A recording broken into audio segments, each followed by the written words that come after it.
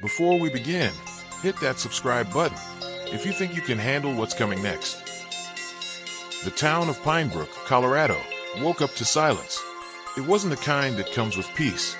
It was the kind that lingers after something terrible has happened.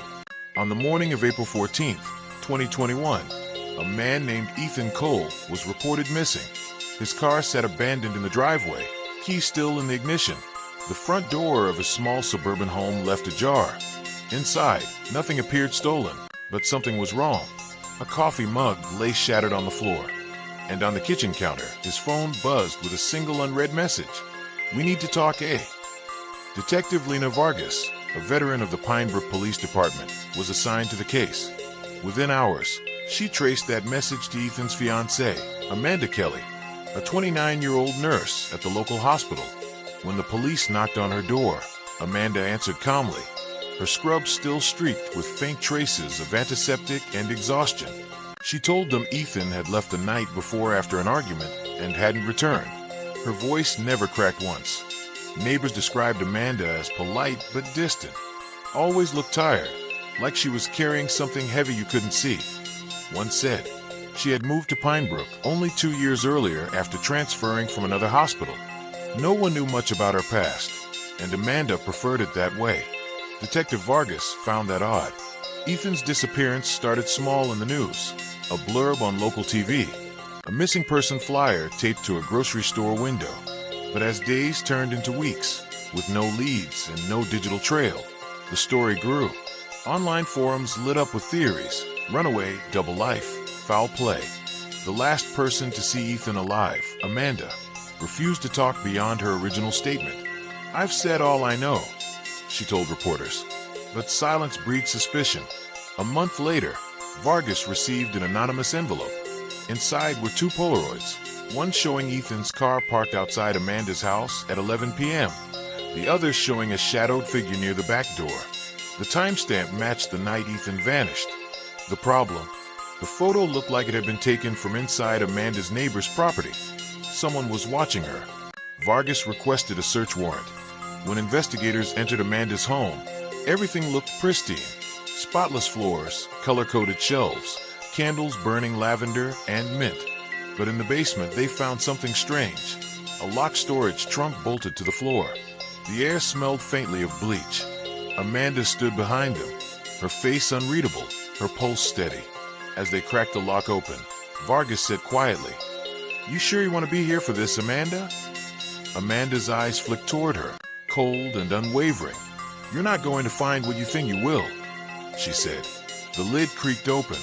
Inside was a box of medical supplies, 4 tubes, gloves, gauze, and a single plastic ID badge. The name read Ethan Cole, patient ID 4271. But Ethan was never a patient. Detective Lena Vargas knew something was off the moment she saw the hospital ID badge.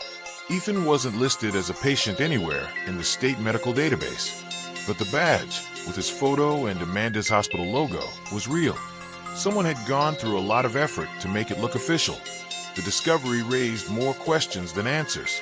Was Amanda running some kind of underground operation? Or was someone framing her?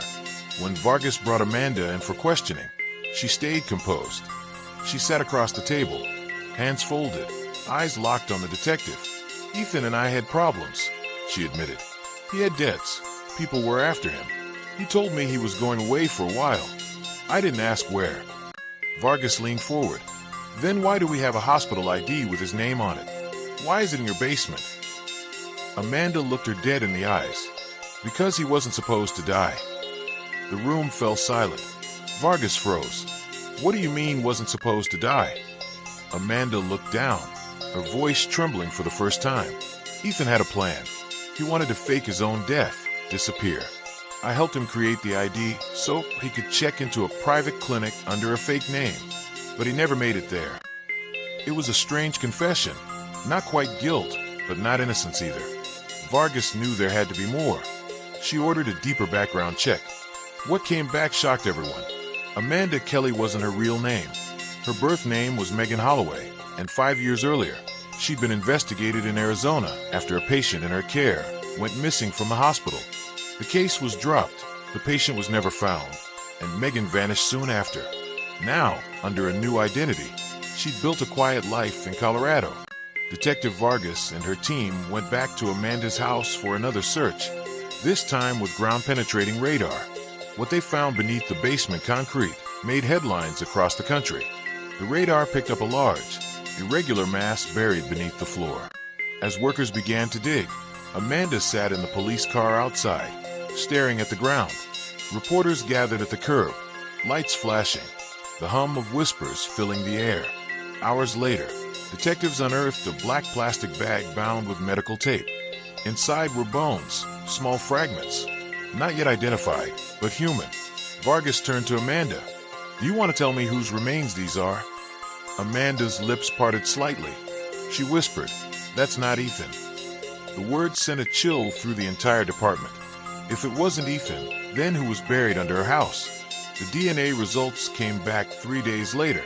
The remains found beneath Amanda Kelly's basement didn't belong to Ethan Shaw. They belonged to a woman, unidentified, roughly in her 30s. Cause of death, blunt force trauma. Time of death, between 2018 and 2019, years before Ethan disappeared. Detective Vargas's team was stunned. Amanda had been living in Colorado since 2019, under her new identity. The timeline matched too well. She'd changed her name and moved just months after the estimated death. When confronted with the lab results, Amanda stayed silent for hours. Finally, she spoke, quietly, almost to herself. She wanted to tell. "I didn't mean for it to go that far." Vargas leaned forward. "Who wanted to tell, Amanda?" "Tell what?" Amanda closed her eyes. Back in Arizona, there was a patient. She wasn't supposed to leave. The hospital had an off-the-books program. Private care for people who paid to disappear. New names, clean records. I was part of it. And she got scared. Her confession was chilling. Amanda wasn't just helping Ethan fake his death. She'd been doing it for others. People running from debts, charges, or entire past lives. She gave them new identities, new stories, sometimes even new faces through illegal medical procedures done in underground clinics. But when one of her clients tried to expose the operation, Amanda panicked. The woman vanished, and Amanda fled, becoming Amanda Kelly. Ethan had discovered fragments of her past. Instead of turning her in, he demanded money. He wanted her to fake his death too. But greed and desperation turned their scheme deadly. Vargas pieced it together. Ethan likely tried to blackmail Amanda. The fight that neighbors heard wasn't just a domestic argument. It was the sound of a secret collapsing.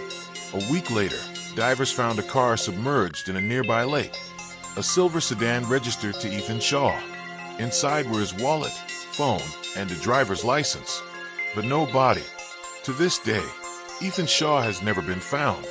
Amanda Kelly, or Megan Holloway, was charged with multiple counts, including fraud, identity theft, and obstruction of justice. But without a confirmed murder victim, prosecutors couldn't tie her directly to the deaths. She remains in custody, awaiting trial, her expression still unreadable. Detective Vargas later said in an interview, "Amanda's story isn't about one crime. It's about a system that lets people disappear until they forget who they are." As the camera fades to black, a cold title appears across the screen. Some people fake their deaths to escape justice. Others do it to become it. If this story shook you, hit subscribe for more real-life crime investigations that reveal the truth hidden beneath the surface.